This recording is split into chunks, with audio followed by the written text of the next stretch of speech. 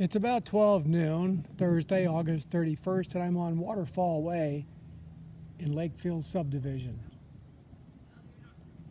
And this is what it looks like right now at 4426 Waterfall Way. You can see how high the water rose because it left behind a deposit of pine straw there. And as we look down the street, we can see that the flooding continues. But fortunately, the water did not go into my daughter's home.